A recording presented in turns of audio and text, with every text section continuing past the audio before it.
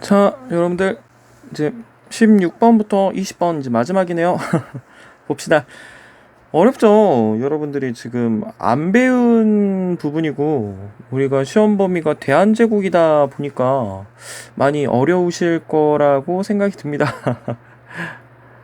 그래도 그냥 아무것도 안 하고 보기보다는 한 번만 보고 들어가세요. 한 번만. 알겠지? 자, 봅시다. 자, 16번 문제가 17번 문제하고 관련이 있거든? 그래서 17번 문제를 먼저 풀어볼게요. 그러면 16번 금방 풀 수 있을 것 같아요. 봅시다.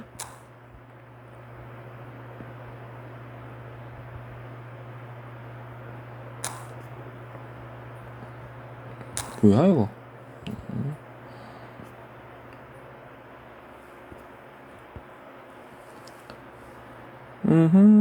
자, 봅시다.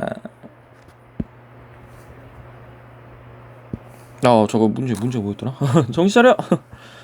자, 가나 시계 사이에 있었던 사실로 옳은 것은, 자, 고부군수 조병갑 기억해 두세요. 전봉준 반드시 기억해 두시기 바랍니다. 사발통문. 자, 일본은 경복궁을 점령하고 창렬전쟁을 일으켰다. 우금치 전투 기억해 두세요. 자, 여러분들 전봉준, 우금치 전투 이렇게 나오면은 무조건 동학농민운동이에요. 그래서 녹두장군 전봉준이란 말 많이 들어봤을 거야. 동학농민운동. 자, 일단 답은 3번이에요. 자, 동학과 관련된 키워드 정리해보자. 전봉준. 정신 차려. 왜 이래.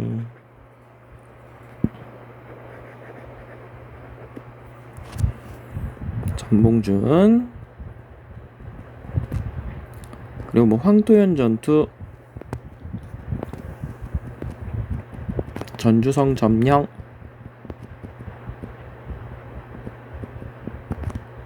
전주화약, 집강소,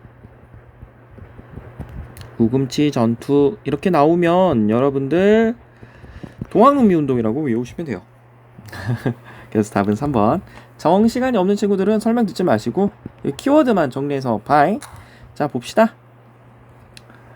자, 동학농민운동인데요. 일단 이 동학농민운동, 이 동학이라고 하는 것은 여러분들 그 경주의 몰락한 양반이었던 최재우라고 하는 사람이 만든 종교예요. 당시 이제 서학이라고 하는 이름으로 이제 천주교가 이제 외부로부터 들어오잖아. 근데 이 서학이 우리의 어떤 전통 이런 문화를 파괴하고 세상을 어지럽힌다 그래서 여기에 저항해서 만든 것이 바로 동학입니다. 그러니까 서학의 반대말이 동학, 그 다음에 웨스트, 이스트 뭐 이렇게 나오는 거죠. 그래서 이 최재우가 만들었는데 이 최재우는 흥선대원군 때 이제 사형을 당하게 돼요. 그 죄목은 혹세무민, 백성들을 혹하게 해서 뭐 세상을 어지럽힌다 그렇게 해서 이제 사형을 당하게 되죠. 자, 그래서 이제 동학이 이제 끝날 줄 알았는데 그의 이제 그 2대 그 교주였던 이 최시영이라고 하는 사람이 아주 이 동학을 잘 이끕니다. 그래서 뭐 교리, 종교 이론을 정리하죠. 그래서 우리 뭐 성경책이라고 할 수 있는 뭐 성경책이나 뭐 찬송가라고 할 수 있는 뭐 동경대전, 그리고 용담유사. 그래서 동경대전 같은 경우는 한자로 적혀있다 그래요. 양반들을 위해서 쓴 어려운 그 종교 그 성경책이라고 보시면 되고, 용담유사는 이제 일반 글을 모르는 사람들도 이제 쉽게 따라할 수 있게 노랫말로 적힌 찬송가라고 이야기를 합니다. 그리고 교단을 정비하는데 이 포접제라고 하는 것을 통해서 이 교단을 정비하게 되죠. 그래서 우리 지금 교회도 뭐 천주교 같은 경우에도 뭐 어디 뭐 교구, 뭐 그 다음에 뭐 주교구 뭐 이렇게 나눠진 것처럼 이렇게 그 지방마다 이렇게 몇 개의 접, 그리고 그 몇 개의 포, 이런 식으로 이 교단을 정리한다, 이렇게 알아두시면 돼. 자, 이렇게 해서 이제 동학이 굉장히 커지게 됩니다. 동학이 굉장히 커지게 돼. 자, 근데 하루는 여러분들 그 전북 지여방에 이제 고부라고 하는 동네에서 봉기가 일어나요. 농민 반란이 일어났다라고 하는 거야. 그 이유는 당시 그 고부의 군수, 그러니까 사또였던 수령이었던 조병갑이라고 하는 사람이 그 탐관오리예요. 그래서 이제 만석보라고 하는 이제 저수지를 만들려고 그러는 거야. 그 저수지 이제 물 막는 그걸로 이제 만드는 거야. 저수지를 만드는 거야. 자, 그래서 이 전에는 이렇게 물을 깃는 데가 있거든. 저수지가 있는데 이걸 하나 더 만들고 나서 사람들한테 강제로 이용하게끔 한 다음에 세금을 계속 걷는 거예요. 그러니까 당시에 이제 사람들이 이제 화가 많이 났죠. 화가 나가지고 일어난 것이 고부봉기가 되겠습니다. 그래서 이제 조병갑이 이제 도망가고요. 자, 근데 이제 정부에서는 이제 중앙 정부에서는 왜 반란이 일어난지를 조사를 해야 될 거 아니에요. 그래서 그 조사를 하기 위해서 그 안핵사라고 한 사람을 파견합니다. 안핵사. 왜 농민봉기가 일어났는지 그걸 살필 안자야. 누구를 파견했냐면 이용태라고 한 사람을 파견하게 됩니다. 근데 이 사람이 오히려 이 조병갑의 어떤 그런 잘못된 것을 찾아내려고 하는 것이 아니라 이 고부봉기 주도자, 주모자, 누가 이 고부봉기를 일으켰느냐, 그 색출에만 신경을 쓰다 보니까 사람들이 더 화가 나요. 그래서 일어난 것이 백산봉기라고 하는 겁니다. 백산봉기.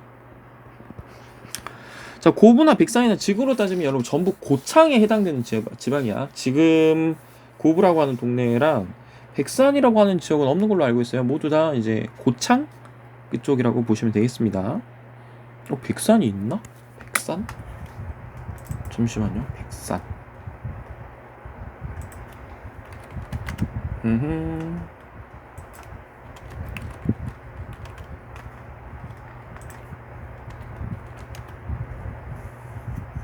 백산면이 있네요. 전부. 어쨌든 고창 지방이 해당이 된다는 거야. 자, 백산봉기를 일으키고 나서 이제 사람들이 농민들 분노해서 이제 서울로 올라가요. 서울로 올라가려고 합니다. 그래서 황토현 전투에서 관군을 맞아서 싸워서 이기고요. 그리고 장성 쪽에서 황룡천 전투, 황룡촌 전투. 어휴, 진짜 발음이 안 돼. 자, 황룡촌 전투에서 관군을 맞서 싸웁니다. 그리고 얘네들이 어디를 점령하냐면 전주성을 점령해버려요. 이야, 한 도시가, 한 행정구역, 전라도에서 그 당시 제일 잘 나갔던 이 전주성이 점령당하게 되는 겁니다. 농민군이 셌다라기보다는 당시 조선 관군이 얼마나 약했다는 거를 알 수가 있겠죠. 이들은 이제 죽창, 그러니까 대나무로 만든 창으로 이제 무장을 했을 건데 안타까워요. 자, 당시 이제 조선군이 이 농민군 하나 못 해보니까 외국의 도움을 빌립니다. 청의 도움을 요청해요. 누가? 조선 정부가. 이 당시 조선 정부는 이제 고종과 명성황후가 이끄는 정부예요. 아까 흥선대원군이 물러나고 나서 고종이 친히 정치를 한다 그랬었지? 근데 이제 고종이 정치를 직접적으로 하긴 하지만 실질적으로는 그 뒤에 명성황후가 모든 걸 지휘를 합니다. 그래서 이 시기를 민씨 정권이라고도 이야기를 해요. 이 민씨 정권은 항상 자기가 뭔가 좀 불리해지잖아? 그러면 다른 나라의 도움을 받아, 항상. 그런 식으로 다른 나라의 그 외세의 도움을 받아서 문제를 해결하려고 했었어. 그러니까 청의 도움을 요청하는 거야. 그래갖고 이제 청나라가 오죠. 청군이 조선에 상륙하게 됩니다. 그런데 문제는 이따가 나오겠지만 1884년에 갑신정변이라고 하는 사건이 터지게 돼요. 이 갑신정변의 결과는 이 청나라와 일본 사이에 텐진조약이라는 걸 체결하게 됩니다. 이 텐진조약의 내용은 뭐냐? 조선에서 청나라 군대와 일본 군대가 동시에 철수한다. 단 만약에 청나라나 일본이나 그 양 국가 중에 한 나라가 조선에 파견할 일이 있으면 서로 알린다라고 하는 내용이 있어. 자, 지금 청나라가 지금 야, 일본아, 우리 지금 조선 들어간다, 이렇게 알리게 되는 거야. 그러니까 일본 같은 경우도 이제 서로 알리고 이제 동시에 이제 군대를 파병을 할 수가 있기 때문에 일본도 같이 들어오게 됩니다. 일본군도 조선을 상륙해요. 왜? 아까 갑신정변의 결과 텐진조약 때문에 그래. 청군이 들어왔으니까 일본군도 같이 들어오게 되는 거야. 자, 그런데 이제 조선 정부가 이제 아차 싶은 거죠. 지금 우리의 국내의 문제인데 지금 청나라 말고도 일본까지 같이 들어왔다라고 하는 것은 지금 우리나라가 어떻게 보면 조선 땅이 전쟁터가 될 수도 있다는 거야. 청나라 일본 안 그래도 사이 안 좋은데 양군이 동시에 들어온다고? 둘이 전쟁 나면 어떡해? 근데 그 전쟁을 우리나라에서 하네? 그럼 피해를 고스란히 우리가 다 받을 건데. 그래서 이 조선의 이제 그 중앙 정부와 이 농민 사이에 이제 화해를 맺습니다. 전주 화약. 야, 지금 우리 전쟁 나게 생겼어. 다른 나라가 우리 땅에서 전쟁할 것 같아. 우리끼리 좀 화해를 맺자. 대신에 우리가 농민군 너희들의 어떤 이야기를 좀 들어줄게. 그 농민군 같은 경우에는 두 개의 이제 제안을 하게 돼요. 자, 지금 이런 조병각과 같은 탐관오리들이 너무 많다. 그러니까 중앙정부에서는 좀 잘못된 거는 좀 고칠 수 있는 그런 기구를 만들어 달라. 그래서 중앙에 교정청이라고 하는 중앙 기구를 만들어요. 개혁기구입니다. 당시 좀 잘못된 어떤 관행들 이런 거를 개혁해 줄 수 있는 그런 기구를 만들려고 하는 거야. 그리고 지방에다가는 농민들의 자치기구를 만들어 달라. 그것이 바로 집강소가 되겠습니다. 자, 전주화약의 결과로 중앙에는 교정청, 지방에는 집강소가 만들어져요. 자, 그러면 청나라와 일본군은 지금 왜 들어와 있어? 농민군을 진압하기 위해서 들어왔지. 근데 지금 뭐 진압은 아니지만 조선 정부랑 농민군 사이에 화해를 맺었기 때문에 농민군은 해산을 했단 말이야. 그럼 청나라와 일본고 계속 있을 필요가 없죠. 그래서 이제 물러나야 되는데 일본이 안 물러납니다. 자, 일본이 얘기를 합니다. 지금 조선이라고 하는 나라는 이 동아시아, 이 동북아시아에서 이제 굉장히 중요한 위치에 있는 나라인데, 아니 도대체 어떻게 된 나라가 어떻게 운영을 했길래 이런 동북아시아의 평화를 저해할 수 있는 반란이 일어난단 말이냐. 이러한 농민 반란이 일어난 이유는 조선이 그만큼 낙후된 정치를 가지고 있기 때문이다. 우리가 도와줄게. 라고 해서 어디를 공격을 하냐면 일본이 경복궁을 습격해요. 경복궁을 습격하고 동시에 이 교정청을 폐지하고 군국 기무처라는 걸 만들게 됩니다. 이 군국 기무처로 인해서 실시된 개혁이 가보개혁이에요. 가보개혁을 실시한 동시에 그리고 뭘 일으키냐? 청일전쟁을 일으켜요. 그러니까 동시에 일어나는 거야. 일본이 경복궁을 습격하고 군국기문처 교정청 폐지하고 군국기문처 만들어서 가보개혁 실시하고 청일전쟁을 일으키는 거야. 자, 그러면 농민군 같은 경우에는 지금 처음에는 어떤 우리 국가 문제, 국내 문제, 탐관오리 때문에 일어난 거죠. 그런데 지금 일본 애들이 임금님이 계신 경복궁을 지금 점령해 버렸어. 그래서 일본으로부터 우리나라를 지키자라고 해서 일어난 것이 2차 동학농민운동이에요. 그러니까 아까 이 고부봉기부터를 1차 동학농민운동이라고 할 수가 있겠지.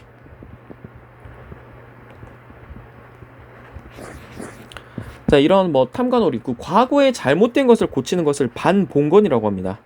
반봉건. 자, 그럼 2차 동학농민운동 같은 경우에는 일본으로부터 우리나라를 지켜야 되니까 반외세. 그래서 일어났었는데 이 충주 공주의 우금치에서 농민군이 일본군에 의해서 패배하게 돼요. 이렇게만 알아두시면 되겠습니다. 자, 봅시다. 그래서 답은 3번이죠. 집강소. 현량관은 여러분들 조광조, 조선 중종 때입니다. 어질현 그리고 어질양, 현명한 사람들을 지방에서 이제 따로 과거 시험을 안 보고 추천하는 거예요. 그래서 제가 이제 공무원 시험을 안 보고 중앙에서 조전이라고 하는 사람이 아주 현명하답니다. 갖다 쓰시죠. 그래서 제가 시험을 안 보고 이게 관직에 임용되는 그런 추천 제도라고 할 수가 있어. 조광조가 실시했고요. 청해진을 설치했다. 이거 신라 통일신라 때 장보고라는 사람이 있어요. 바다의 왕자 장보고. 천태종. 자, 따라해볼게요. 의천천태종. 고려시대의 승려죠. 쓰시마를 정부라 했다. 여러분들 조선 세종 때 이종무 이렇게 기억해 두시면 되겠습니다. 아, 나 착각했구나. 16번에 이거는. 에이, 에이. 자, 그냥 16번 풀어볼게요. 17번하고 전혀 관계없어요. 착각했네. 나 아까 이거 궁극기문초로 잘못 봤어. 궁극기문초가 나오면 가보기역이잖아요. 가보기역이 시험에 나오면 보통은 뭐 법제적으로 신분제가 폐지되었다. 이게 시험에 나오거든. 어. 자, 통리 기무화문. 자, 볼게요. 자, 여기다 합시다. 자, 흥선대원군이 통상 수교 거부 정책을 했다고 했어요. 그걸 보여주는 사건이 바로 병인 양요와 신미 양요라 그랬었지? 병인 양요는 프랑스와 싸운 거고 신미 양요는 미국과 싸운 거야. 병인 양요의 원인이 되었던 것은 병인 박해, 천주교 신자들을 박해한 사건이 원인이 된 거고요. 신미 양요는 제너럴 셔먼호 사건. 이렇게 보시면 돼. 자, 근데 아까 흥선대원군이 왜 집권했다 그랬어? 고종이 12살. 지금으로 따지면 초등학교 5학년이야. 초등학교 5학년의 나이로 왕에 올랐단 말이야. 그러니까 너무 왕이 어리지. 그래서 대신 해줬단 말이야. 자, 그런데 이제 이 사람이 이제 1863년에 이제 고종이 왕이 되니까 12살의 나이로 1873년이 되면은 고종이 벌써 몇 살이야? 10년 뒤니까 22살이잖아. 그러니까 이제 고종이 성인이 되었다는 이유로 흥선대원군이 물러나고 고종의 친정, 고종이 친히 정치를 한다는 거야. 하지만 고종이 직접 정치를 하지만 명성황후가 실권을 다 가진다 그랬지? 그러니까 우린 이것을 민시정권이라고 한다 그랬어. 민시정권. 자, 이 고종의 친정, 이 민시정권에서는 통상수교 거부 정책을 하는 것이 아니라 문을 열어요. 개항을 하게 됩니다. 항상 새로 들어선 정권은 이 전에 정권과 뭔가 차별성을 둬야 돼. 그러니까 전에가 좀 통상 다른 나라와 교류를 안 했다면 일단 이 새로 들어선 정권은 뭔가 차별성을 둬야 되기 때문에 문을 열었다는 거지. 개항. 항구를 열었다는 거야. 열 개자를 써. 그것이 바로 강화도 조약이야. 우리나라 최초의 근대적 조약이자 불평등 조약이죠. 우뇨호 사건이 원인이 되어서 일어난 것이 강화도 조약이야. 자, 문을 열었어. 자, 문을 열었으니까 이제 뭐 서구의 선진 문물들이 이 뭐 강화도 인천 뭐 그리고 부산 그리고 원산 이 세 개로 이제 들어온단 말이야. 자, 그러면은 이제 선진 문물을 통해서 우리가 어떻게 해야 되겠어? 근대화 정책을 해야 되겠지. 이 근대화 정책을 우리는 뭐라고 하느냐? 개화 정책이라고도 합니다. 열 개자, 꽃화, 꽃이 막 열리는 것처럼 이 서구의 선진 문물을 통해서 우리도 근대화 정책을 추진해 보자라고 하는 거야.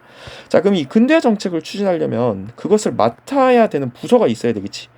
그 부서가 바로 통립기무화문이야. 여기서 모든 근대화 정책을 추진하게 돼요. 자, 그럼 여기서 무엇을 하느냐? 일단 다른 나라에 견학을 보내야 되겠죠. 다른 나라 어떻게 하는지 배워야 될 거 아니야. 그래서 청나라에 파견한 애들이 영선사, 일본에 파견한 애들이 수신사와 조사시찰단이 있어. 선생님, 왜 일본에는 2개나 보내요? 자, 수신사는 공식적으로 파견된 애들이고요. 시찰단이야. 아이고. 조사시찰단은 좀 비밀리에 파견된 애들이에요. 그 당시 이제 일본하고 좀 사이가 안 좋았을 때가 있어. 그래서 이제 몰래 파견한 애들. 청나라와 일본에 각각 배워오라고 하는 얘들이 있고요. 자, 그 다음에 군제개혁도 합니다. 군제개혁. 군대 제도를 바꾼다는 거야. 자, 기존에 일단 그 조선의 부대는 5군형, 훈련도감, 어영청, 총룡청, 수어청, 금영 이 5개 부대로 이루어졌거든. 근데 이거를 정리해고를 시켜요. 2개로 줄여. 이영, 무이영과 장의영 2개로 줄여요. 그러니까 일종의 정리해고지. 그러니까 이 사람들을 우리는 구식군인들이라 그래. 그럼 신식군대가 있겠네? 걔네들이 바로 별개군이야. 구식군인들은 차별하고 별개군한테만 잘해주니까 일어나는 사건이 바로 이모군란이지? 이렇게 알아두시면 돼. 그리고 이거 이외에도 신식 어떤 건물들을 많이 만들어요. 뭐 방문국, 신문 만드는 데야. 그 다음에 뭐 우정국, 우체 업무 만드는 데. 이런 것들이 만들어져. 그래서 이 우정총국 만들어진 사건이 바로 여러분들 그 갑신정변이거든요. 그냥 우정총국 나오면 무조건 갑신정변이라고 해요. 그리고 이 갑신정변, 우정총국, 그리고 급진기아파 묶어서 공부해. 김옥균, 박용효에 의해서 일어난 것이 바로 갑신정변이야. 김옥균, 박용효. 네, 이렇게 그냥 외우세요, 그냥. 자, 그러면은 답은 몇 번일까요? 아까 별기군. 이것이 되겠지. 자, 국학을 설립하였다. 여러분들 이거 신라 누구 때냐? 누구지? 신문학. 22담로, 백제, 무령왕. 오, 추계문 신제 나왔다. 그거 누구라 그랬어? 조선 정조. 정조. 육조직계제는 조선의 태종과 세조가 해당이 되겠죠. 왕의 명령이 의정부를 거치지 않고 바로 육조로 가는 거야. 왕권 강화와 관련이 있겠죠. 자, 18번. 다음 규정을 마련한 정부의 정책으로 옳은 것은? 자, 여러분들 지계하문 대한국 국제 왜 이렇게 오타가 많이 나와?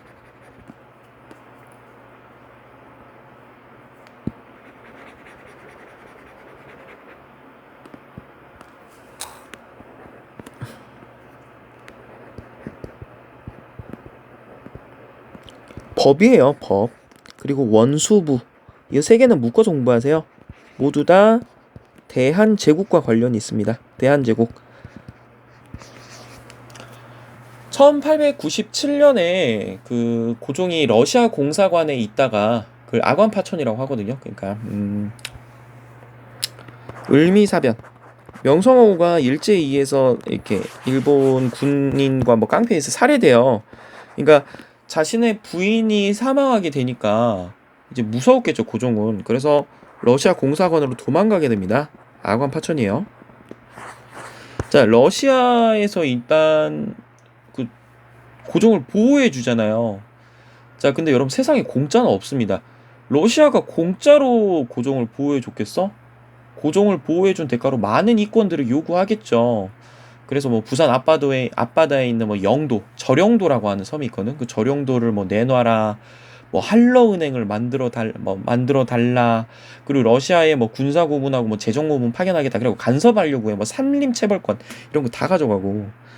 그러니까 지금 러시아에 의해서 많은 이권들이 이제 빼앗기고 있는 상황이야.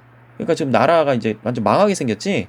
그래서 이따가 말씀드리겠지만 이 독립협회라고 하는 그 단체가 고종 좀 돌아와라. 지금 뭐하냐. 너가 지금 러시아의 보호를 받고 있으니까 우리가 지금 러시아한테 이권들 다 뺏기는 거 아니냐. 빨리 돌아와. 그래서 이 고종이 지금의 이제 덕수궁으로 이제 돌아오게 되거든요. 그래서 선포한 것이 대한제국이 되겠습니다. 자, 대한제국. 스스로 황제국이라고 칭하는 거예요. 이 전에는 이제 조선이고 황제는 항상 중국 왕만 황제라고 칭했는데 스스로 이제 고종이 스스로 이제 황제라고 이제 칭하게 되는 거야. 그래서 이 대한제국과 관련된 거는 황제권의 강화라고만 보시면 되거든요. 대한국 국제는 대한제국에서 가장 힘이 센 사람, 가장 권력이 강한 사람은 고종이다라고 밝힌 법이에요. 대한국 국제. 그리고 원수부는 군대를 총괄할 수 있는 부대라고 보시면 됩니다. 그래서 당시 육군과 해군, 공군은 없었겠지. 육군과 해군을 이제 통솔할 수 있는 원수부를 만들고 이 원수부의 책임자가 고종이다라고 밝히는 거예요. 그리고 이 지계야문이라고 하는 이 지계라고 하는 것은 토지 소유 증명서입니다. 이 땅이 내 땅이라는 거를 증명해 줄 수 있는 문서예요. 그래서 이 대한제국에서는 어떤 세금을 많이 걷기 위해서 양전 지계 사업이라는 걸 실시하거든. 양전 사업은 토지 조사 사업이야. 이 땅이 누구 땅인지를 조사하는 거야. 왜? 그래야 세금을 거둘 거 아니야. 그럼 이 땅이 누구 땅인지를 조사를 했어. 그리고 이 땅이 누구 땅인지를 증명을 해줘야 되겠지. 그래서 한 것이 바로 지계라고 하는 소유 증명서예요. 그래서 이 지계를 담당한 부서가 지계아문이 되겠습니다. 답이 몇 번? 2번. 자, 탕평책 아까 영조와 정조가 되겠죠. 과전법은 고려 말 공양왕 때. 도병마사 고려시대 때죠. 구주오소경 통일신라 신문왕 때고. 자, 여러분들 우정총국 급진개합파 김옥균 박용효 갑신정변 묶어서 공부하세요. 네, 나머지는 그냥 넘어가도록 하겠습니다. 가보기역 아까 군국 기무처랑 이어서 공부하라 그랬어. 자, 20번. 자, 외우세요 그냥. 독립신문, 독립협회, 만민공동회. 이렇게 외우세요. 자, 독립협회는 아까 1896년에 만들어진 단체인데요. 러시아의 이권 침탈이 극에 달하니까 만들어진 시민단체라고 보시면 됩니다. 시민단체. 그래서 이 시민단체에서 이제 집회하는 것이 바로 만민공동회라고 할 수가 있어요. 만민공동회. 그래서 답은 5번. 이렇게만 보시면 되겠습니다. 그쵸? 여기 이제 우리가 이제 조선 이후부터는 우리가 배우지 않는 부분들이라 좀 간략하게 한 부분들이 있는데요. 제가 지금까지 적어드린 키워드들이 있어요. 그 위주로 공부하시면 되겠습니다. 자, 여러분들 6월 9일 모의고사 좀 잘 보시고요. 아직 우리가 진도를 여기까지 다 못 나갔습니다. 그래서 너무 못 봤다고 이제 좌절하시지는 않았으면 좋겠어요. 그래서 내 실력이 한 이 정도 되는구나. 여러분들 최종 목표는 수능이잖아요. 아직도 많이 남았습니다. 23년, 24년에 보잖아요. 그래서 여러분들 6월 9일 아무튼 도움이 되시라고 좀 간략하게 좀 찍어봤네요. 자, 시험 잘 보시고요. 네, 그럼 우리는 또 다음 시간에 뵙도록 하겠습니다. 수고하셨습니다.